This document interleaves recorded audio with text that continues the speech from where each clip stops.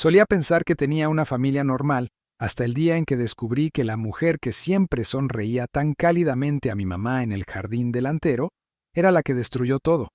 Fiona, nuestra vecina de toda la vida, se convirtió en la nueva esposa de mi papá solo unos meses después de que mi mamá se rompiera por los papeles del divorcio. Mi padre no solo dejó a mi mamá, quería llevarme a mí y a mi hermanito a vivir con esa mujer, como si nada hubiera pasado. Pero lo que él no entendía era esto. Una vez que la confianza se rompe, lo único que queda es ya sea resistencia silenciosa o la feroz voz del dolor. Y yo, con 16 años, decidí no perdonar. Fiona. Su nombre sonaba como el de alguien salido de un cuento de hadas, pero en la vida real, ella era la mujer que arrastró a mi familia directamente al infierno. Durante años, fue la dulce y amigable vecina, siempre apareciendo para pedir algo prestado, charlando sobre cosas triviales con mi mamá a través de la cerca. Mi mamá nunca sospechó nada. ¿Cómo podría? Es difícil imaginar una traición cuando dos mujeres están riendo sobre plantas de interior, mientras una de ellas está destruyendo secretamente el hogar de la otra. Todo comenzó a desmoronarse hace 3 años. Mi mamá se topó con un mensaje en el teléfono de mi papá. Un mensaje romántico, claro, directo e innegable. Cuando ella lo confrontó, él no dijo nada. No necesitaba más pruebas. Solo unas semanas después, casi 2 décadas de matrimonio, terminaron con una fría hoja de papeles de divorcio. Dejé de ver la sonrisa de mi mamá después de eso. Todo lo que veía eran ojos rojos y hinchados cada mañana. Mi hermanito solo tenía 10 años. Ni siquiera comprendía del todo lo que estaba pasando. Solo lloraba cada vez que veía a mamá empacando sus cosas en silencio. Pero entendí todo, y los odié por eso. Lo que nunca podré perdonar, no solo que mi padre traicionara a mi madre, sino que lo normalizó, como si enamorarse de otra persona mientras aún estás casado fuera algo que a veces pasa. No solo eligió a Fiona, se casó con ella poco después del divorcio, sin preocuparse de que nosotros, sus propios hijos, nunca lo hubiéramos aceptado. Quería que la llamáramos madrastra. Quería que entráramos en esa nueva casa sonriendo. Una casa donde cada pared, cada gabinete de cocina, cada maldita sofá estaba empapada en los secretos de su aventura. Nunca entendió, o tal vez simplemente se negó a entender, que para mi hermano y para mí, Fiona no era una extraña. Ella era la otra mujer en nuestra antigua casa. Entró por la puerta trasera y empujó a mi madre por la puerta de enfrente. Intenté hablar con él. Me senté cara a cara, aferrándome al último hilo de esperanza de que tal vez se disculpara, admitiera que estaba equivocado, mostrara algún tipo de arrepentimiento. Pero no. Todo lo que obtuve fueron excusas. Frases como, los adultos a veces dejan de enamorarse, o, lo entenderás cuando seas mayor. No necesito crecer para entender la traición.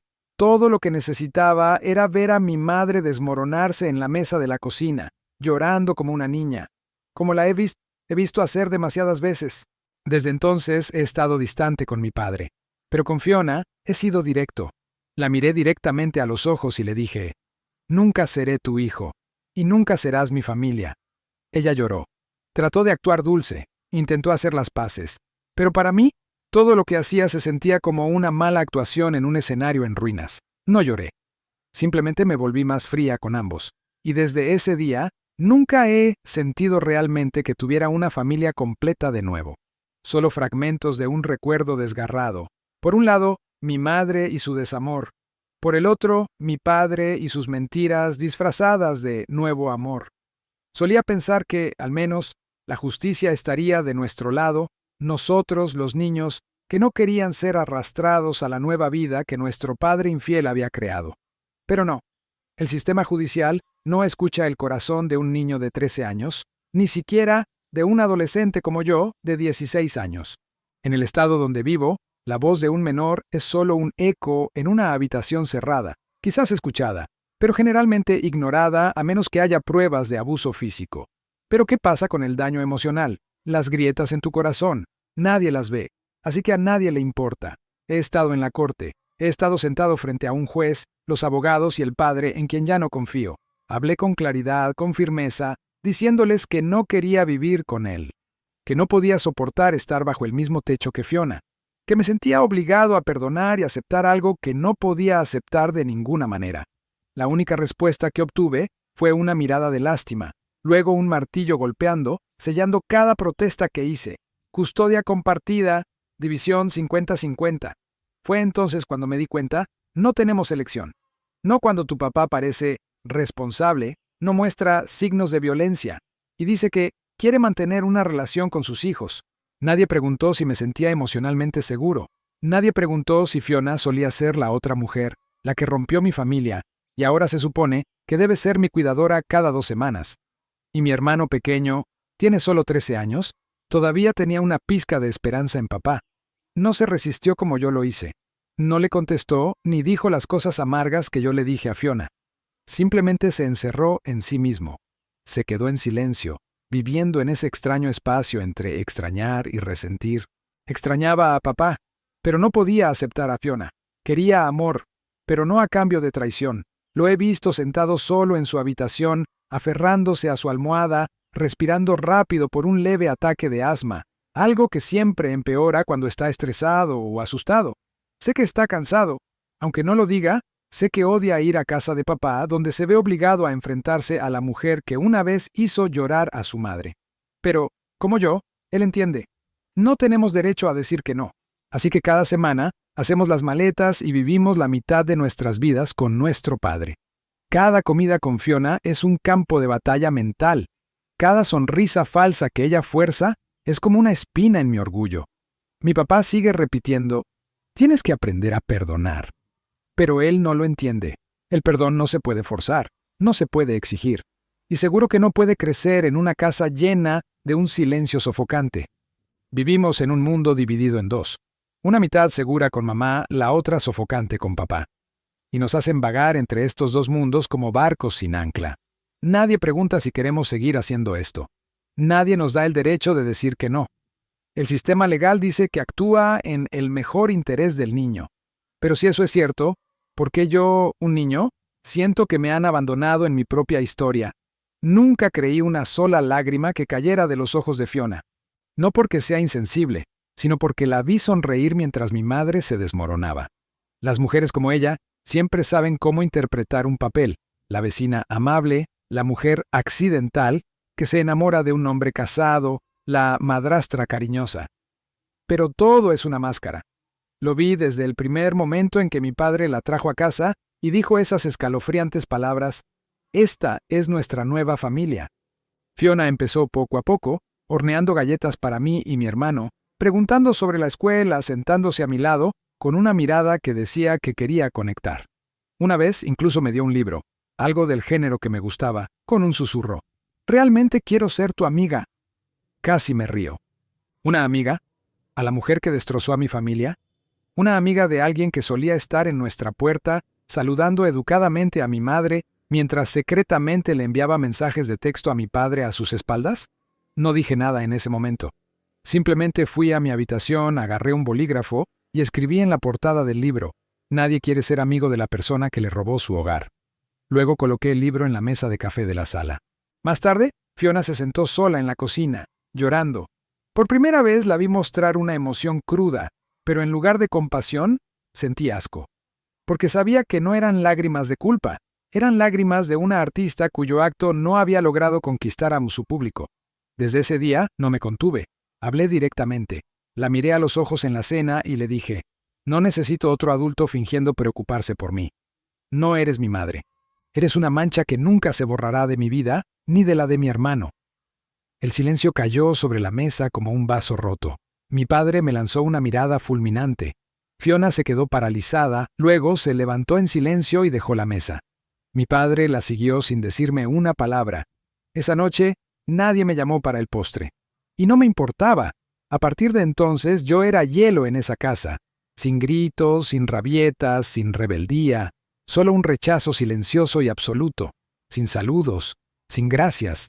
Sin contacto visual. Cuando puso una mano en mi hombro, la aparté. Cuando pasó junto a mi habitación, cerré la puerta de golpe. Cada una de mis acciones decía, no te atrevas a intentar ser parte de mi vida. No tienes derecho. Mi hermano pequeño era diferente, más callado, menos abiertamente resistente, pero sabía que él sentía lo mismo. No se descontrolaba como yo, pero la forma en que sus ojos se endurecían cuando Fiona se sentaba junto a nuestro papá Eso lo decía todo.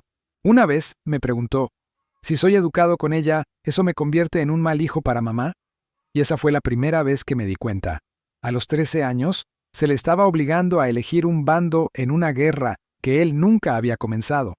A los adultos les encanta decir cosas como, dale una oportunidad a Fiona, todos merecen ser amados, pero ¿qué pasa con mi mamá? ¿Se merecía lo que le pasó? ¿Y nosotros qué? ¿Por qué se espera que seamos nosotros los que bajemos la cabeza y comprometamos solo porque los adultos no supieron proteger sus límites? Para mí, Fiona no es una madrastra, es un símbolo de traición, un recordatorio viviente y respirante de todo lo que no puedo y no voy a perdonar. Y no debo perdonar solo para que los demás se sientan más cómodos. Una vez, escuché a mi papá decirles a sus amigos, Fiona ha intentado tanto, pero la chica simplemente no se abre. Y en ese momento, quise gritar. El problema no es que Fiona no haya intentado lo suficiente. El problema es que ninguno de ustedes se detuvo a ver cuánto estábamos sufriendo. Hay momentos en los que, aunque odies a alguien con cada fibra de tu ser, aún esperas que hagan lo correcto, solo una vez. Solo una vez.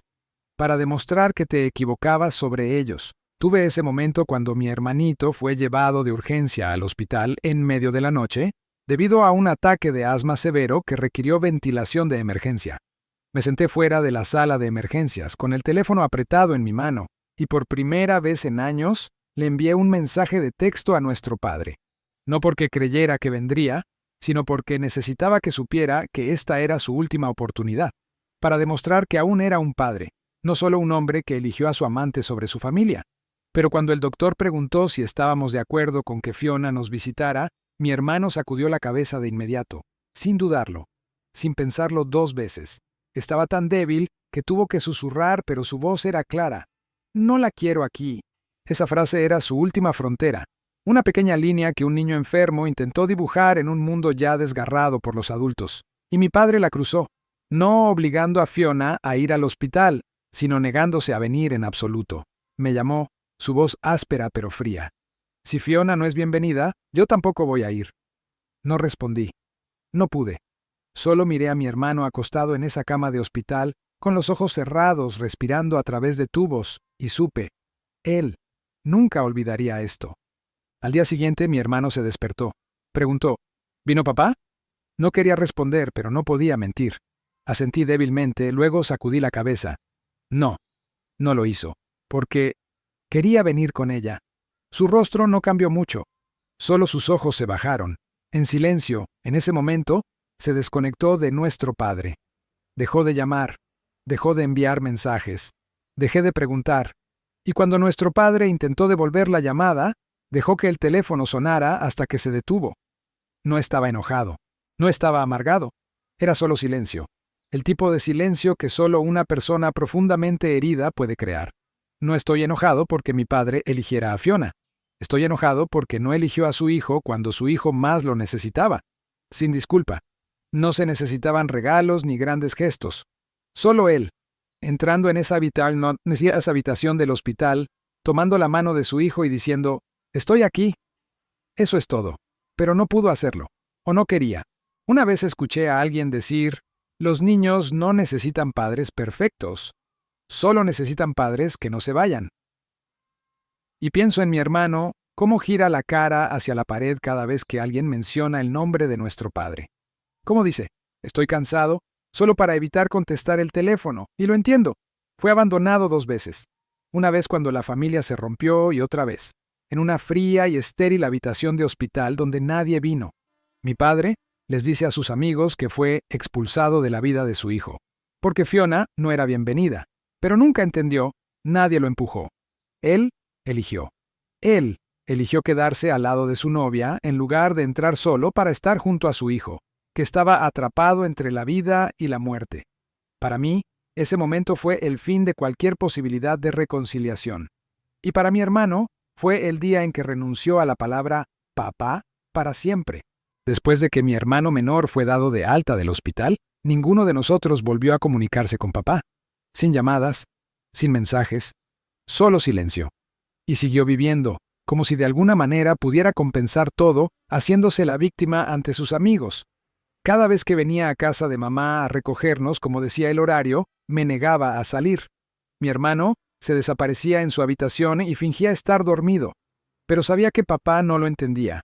Él pensaba que solo estábamos pasando por una fase. Todavía creía que era la víctima de un rechazo irracional. Entonces un día, cuando tuvo amigos en su nueva casa, la casa que nunca consideré mía, lo escuché riendo y diciendo, «No entiendo a esos chicos. Me cortaron solo porque amo a Fiona. ¿Desde cuándo es un crimen amar?» Esa frase fue la gota que colmó el vaso. Salí de la habitación, me planté justo frente a él y sus amigos. No tuve que alzar la voz. Hablé lo suficientemente alto, pero se sintió como un trueno rompiendo un cielo despejado.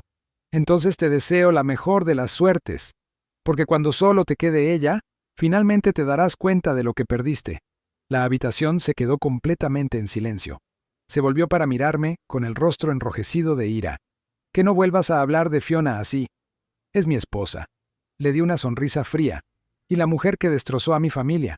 Así como siempre serás un tramposo a mis ojos. Hasta el día en que mueras. Quizás nunca me había escuchado hablar tan claramente antes, pero esta vez no iba a quedarme callada. Ya no tenía miedo de que me llamaran irrespetuoso.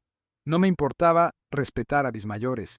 Todo lo que sabía era, si no decía todo lo que necesitaba decir ese día, me quedaría atrapado en este silencio sofocante para siempre. Se levantó, con la voz temblorosa. Cortarme solo porque amo a la persona que elegí. Eso está mal. Lo que estás haciendo es cruel. Lo miré a los ojos, por primera vez en meses, y le dije, no. Lo que está mal es poner a tu novia por encima de tu hijo mientras él estaba en una cama de hospital. Lo que está mal es afirmar que nos amas, pero solo aparecer cuando ella también tiene permiso para venir. Lo que está mal es esperar el perdón sin ofrecer nunca una disculpa real. Me di la vuelta y me fui. Pero no antes de decir una última cosa. No te despojaron de ser nuestro padre. Tú mismo lo renunciaste.